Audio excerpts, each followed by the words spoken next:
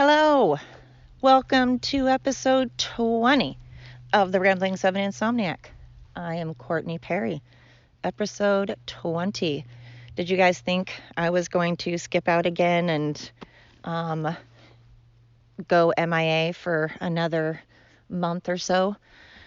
I am not. I am back. I said that I would follow through, and here I am.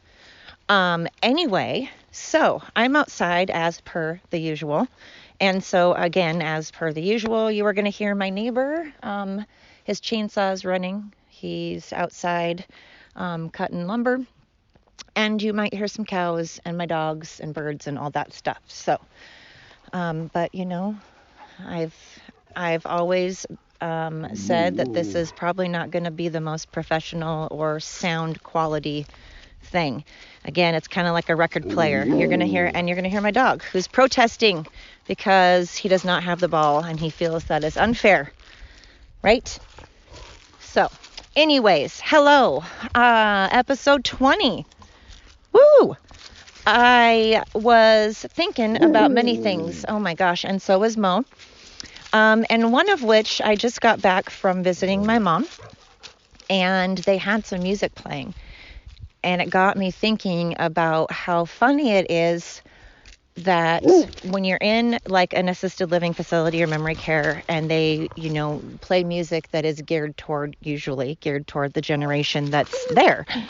And how, I was born in 1974. So the 70s, however, I grew up more as an 80's child. And so, I grew up with songs like Tone Loc and TLC and that kind of stuff, the 80's music and Michael Jackson and stuff. But then I also grew up with like Eminem and Ludacris and Nelly. And so I just find it kind of hilarious when you visualize like my generation in an assisted living and memory care facility and the kind of music that they're going to have playing in the background is going to be pretty hilarious. We're all going to be like rapping to Eminem and singing Shoop and singing Waterfalls and My Prerogative, and it's going to be hilarious. Or like Wild Thing and, like I said, or Nelly and Ludacris. And so it's just going to be kind of a fun generation, I think.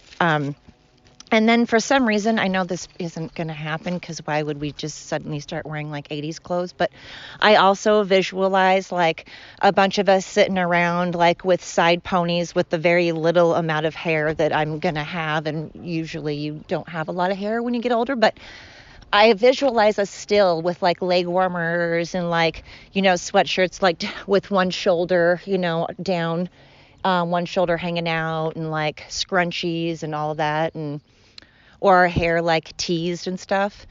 Again, I don't know why, because, this will not be the 80's, but I have this visual in my head and how we're going to be this like fun generation. Like we're just dancing and hanging out. Like it'll be like going back to high school, which then I was like, you know what?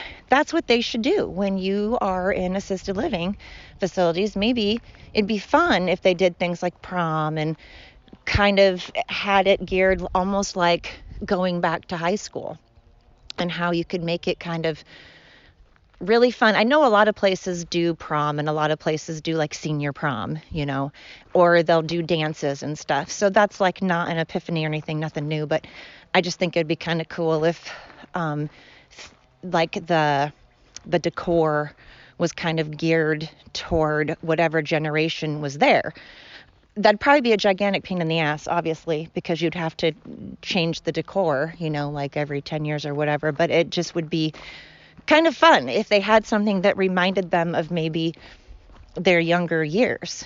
Unless, of course, their younger years were shit, in which case they probably don't want to be reminded of that at all. And it'd be like trapped in a horrific nightmare. And that's, of course, the opposite of what we want. But I mean well. So the intention is good. I think there's a market for that. And then speaking of good intentions, oh my gosh, my dog is running around trying to chase after my other dog and get the ball. Anyways, that's not good intentions. But speaking of, again, older people and good intentions, it's funny because, again, I don't know what it is about the older you get, the shorter things become. Meaning, your hair gets shorter. You start slowly, cutting your hair off till it gets shorter and shorter, like every so often. And pretty soon, when you're older, you have short hair. And maybe it has to do with people balding. So they figure if I'm balding, I may as well have short hair. Or maybe it has to do with maintenance. Maybe it's just easier. But it just seems like your hair gets shorter the older you get.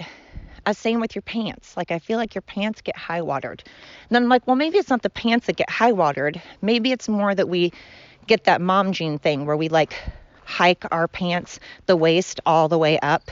And maybe it's just that every year, the older we get, we pull them up further and further up all the way until they like are pretty much at our boobs. So maybe it's not that our pants that are high watered. It's that we just keep pulling up our pants so high that they're like high watered. And I have to take a break for a second because my dog may have ran off. Okay. Pause button. Okay. False alarm. Psych. Anyway, gosh. So I started thinking about, again, maybe it's not that we get high watered pants when you get older. It's that we pull our pants up further and further until they're closer to our boobs. But then I was like, no, because they always say that your boobs sag the older you get. So I don't know if it's that our boobs are sagging or we're pulling our pants up further or that they're high watered or maybe all of the above. I don't know. But it's just interesting to me because I read a quote. I'm going to probably mangle it, but the gist of it was when an elderly person dies, they take with it, a library of history and knowledge and wisdom. And that it's sad when they pass away because they're so full of history and knowledge. And I don't think people, I can't speak for everybody, but whenever I go to visit my mom, it just seems like there aren't a lot of people that come in and visit. And of course, I'm not there at all hours, and I'm not there every day. So I have no idea how often people visit their loved ones or not. Maybe they all get a lot of visitors. But working in assisted living and memory cares facilities, I can tell you that there are definitely not enough visitors. And I don't know what the circumstances are because people could have a very, very legitimate reason for not visiting their loved ones as often as they should or at all.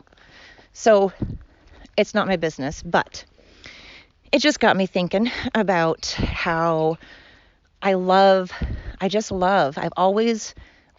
loved sitting down and talking to the elderly because, they've been there, done that, and they help pave the way, and they've learned what to do and they've learned what not to do. And it got me thinking of just history in general and how everybody looks at history in our past as these, the things that have happened in the past as these terrible, horrible things that we should just, not speak about. They should be locked up in a vault, and we should never tell our children, and we should never speak about these things that have happened in the past that weren't so fabulous. And I'm not sure why, because, you're always taught that running away from problems, that's never a good thing. It's always good to talk about it and communicate and accept it and understand where it came from, because not everything that happened in the past that was bad came out of poor intentions. It was just sort of how things were, and nobody knew better. Nobody knew any better. And so I just think it's so important to speak to the people that have lived through things we haven't, to get, again, that perspective that I always talk about, because it's so easy to be like, I would never do that, or these things are so awful. And they were. There's a lot of things that were awful, but not talking about them isn't going to erase anything. And if we don't talk about them, we can't learn. We can't learn what not to do. And we can't learn why someone thought the way that they thought, Maybe they had really good intentions and they had no idea what they were thinking or what they were doing was wrong. Maybe they just weren't educated. And then that got me thinking about good intentions in general and how I always, when my mom and I, we were visiting and we were looking at these garden boxes, these planter boxes, and they were made out of these really cool, like out of stone, basically. And how I had really every intention in the world to be this like master gardener. And so I had bought like all these bulbs and these different types of bulbs. And then I was doing a lot of Pinterest and looking up how to do DIY garden boxes and how I was going to do that. And I had the space all picked out, and I went and got these bulbs that were on sale, and I was like, yeah, I'm going to do this. And then now it is March, and I had gotten bulbs. They were tulips, and they were all things that needed to be planted like in the fall so that they bloom now. And they're sitting in my garage on a shelf, and along with all these other things that I'd even like drawn out by hand with colored pencils, what I wanted this, like I was going to do kind of like a secret garden kind of thing. And that got me thinking of just good intentions. Now I had all these, the good intentions in the world to make these planter boxes and make this secret garden, and I was going to do these things, and I didn't follow through. And I was like, well, son of a bitch. Now I'm driving up my road, and all these people have these gorgeous tulips that are blooming, that they planted and are now blooming, and they look so pretty. And I'm like, I need to quit doing that.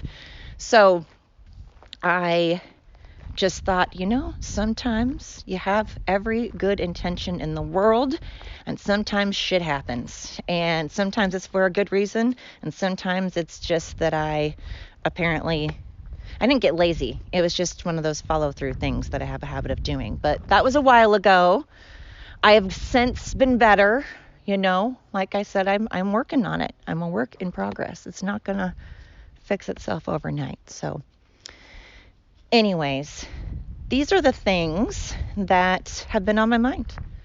These are some of the things that have been on my mind. My mind has been a little, it's pretty crowded up there lately. There's a lot of stuff brewing, and it's good, and it's happy, and it's also stressful and anxiety ridden. But at the same time, it's just, the nice thing is I'm not living in that. I'm not dwelling on any one emotion. I'm kind of just taking it and dissecting it and taking it one piece at a time and throwing out what I can't fix and working on it. So again, it's nice to feel so much more mentally clearer. I don't live in that anxiety anymore. So it's been good. But those are some of the things. After visiting my mom, I just find when you are surrounded by people that are older than you, that lived at a different time, I think it is so amazing to sit down and hear what they have to say. Even if, let's say, they're just the biggest asshole and they're just, maybe don't have anything nice to say. I almost like talking to those people more, because I'm like, wow, I want to know, like, what brought you to think these things? Like, what made you so grouchy and pessimistic, and what made you think these things? Like, what happened in your life? And again, more often than not, when you hear them talk, you're like, wow, no wonder you're a grouchy son of a bitch. You went through war, and you went through the Depression, and you had a really hard fucking life, and you've seen a lot of death, and you've seen a lot of hurt, and it's no wonder. Not everybody can just, pull through that and be like, all right, I'm fine, everything's roses, look at the happy side, or be like Mary Poppins and, just whistle through life. Not everybody can do that. And so I think we need to kind of take a step back. And again, I'm not condoning people's poor behavior at all. I'm just saying there's a difference between an excuse and a reason. And though I'm not condoning or excusing people acting poorly. I'm just saying sometimes there's a reason, and it's nice to sit there and talk. And plus, again, just talking to the elderly is just freaking fascinating. They went through such a different time where you had to communicate and talk to each other and work shit out, and people could say whatever the hell they wanted without others getting so angry and so offended. And then that got me thinking. I started thinking about cussing and how I have a really bad mouth. And it's funny to me how people have always said, watch your mouth, watch your mouth. And I agree that you should 100% watch your mouth if you are around children, if you are in church, if you are at work, if you are at a job interview. Obviously there are definitely places you should 100% watch your language.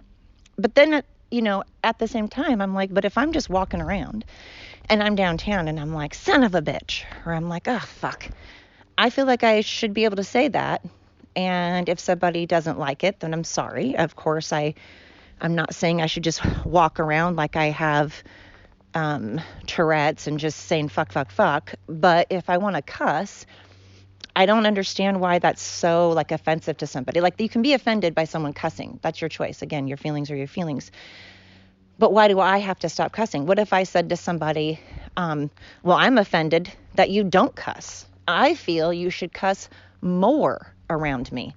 I want you to cuss because I'm really offended that you're not cussing. It makes me feel uncomfortable as one who cusses like a sailor. It makes me offended that you don't cuss. Why is it that I, the one who cusses, has to be the one to stop what I'm doing? I'm not asking that as I'm asking that as a serious question. I mean it genuinely. Why is it that one person has to stop what they're doing? Why can't it be, hey, you don't like what I'm doing, I don't like what you're doing. We may both be offended by each other. So let's just move on. Let's be offended and be like, all right, I'm offended, so I won't hang out with this person anymore. Or I won't be in the same room as this person anymore. Or I won't go to a place where I know that the things that are going to offend me are probably going to be around me. I can't go to a bar and be offended by cussing because, let's face it, stereotypically, there's probably going to be more people that cuss at a bar, stereotypically, than not. So if I don't want to be around cussing, I probably shouldn't go to a bar, for example. But I shouldn't expect someone else not to cuss, right? So I guess that's my question, and it's a serious question. Oh God, my dogs are going off again. Hang on. Nora, Charlie! And it's, of course, my 2 dogs that are freaking deaf and losing their hearing that are wandering off. Great. Hey, guys! Oh, just a second. I'm sorry.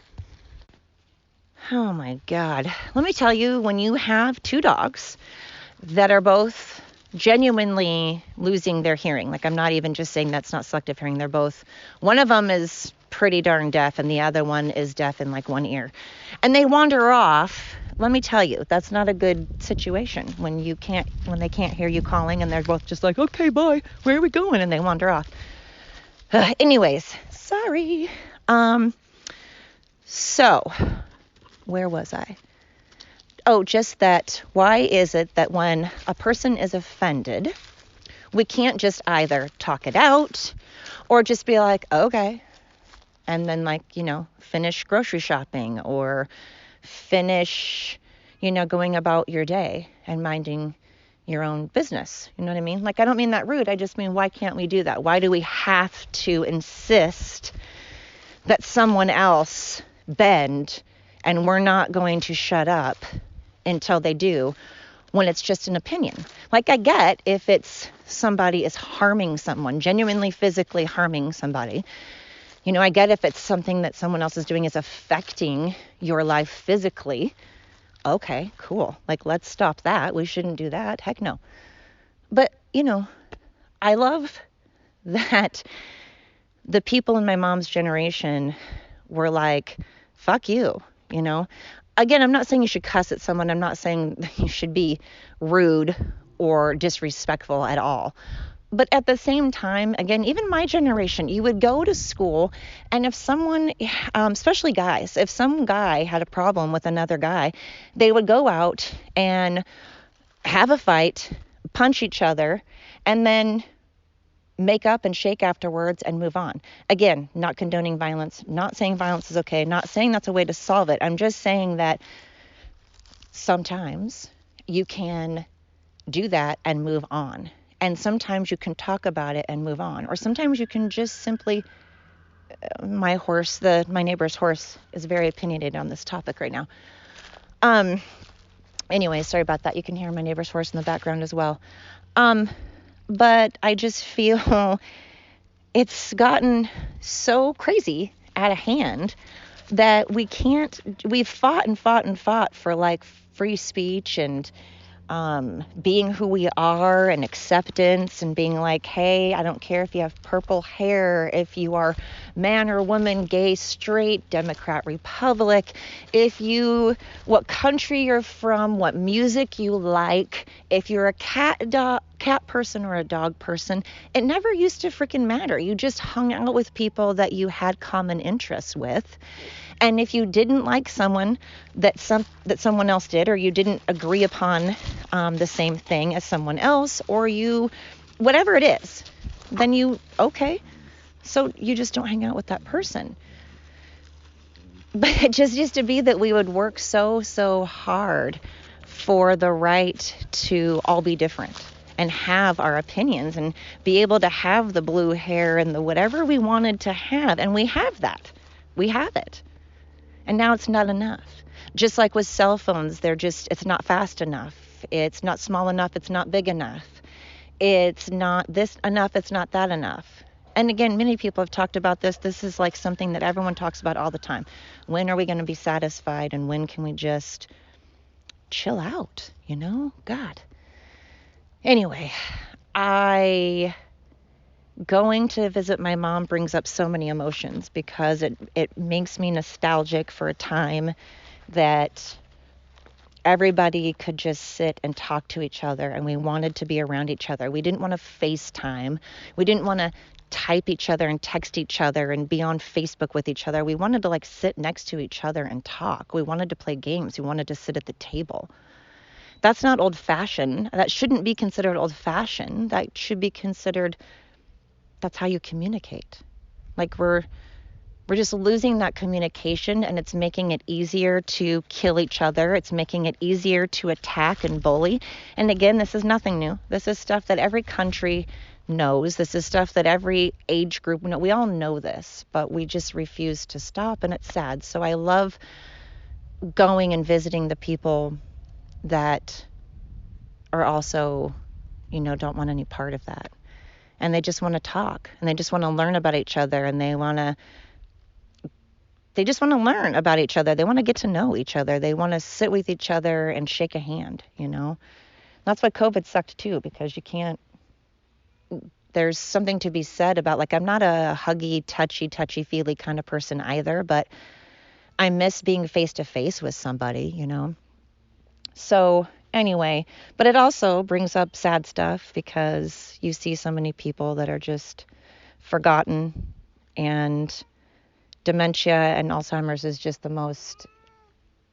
it's just the worst. It's just the worst. It's awful and it's sad, and I wouldn't wish it upon anybody. So it makes me sad to know that my mom is trapped in her own mind, and these residents are trapped in their own mind. And when I know they don't get visitors, it just makes me sad. So it brings up all these weird emotions. But my cat is meowing in the background as well. But anyway, those are the things that have been keeping me up. So thank you, as always, for tuning in and listening to another episode of The Ramblings of an Insomniac. Again, I'm Courtney Perry, and I really hope that you continue to listen, even if it's, 1 o'clock in the morning and you can't sleep. Hey, if it puts you to sleep even, at least I've helped, right? Anyways, thank you so much. I appreciate you guys. Have a great rest of your day.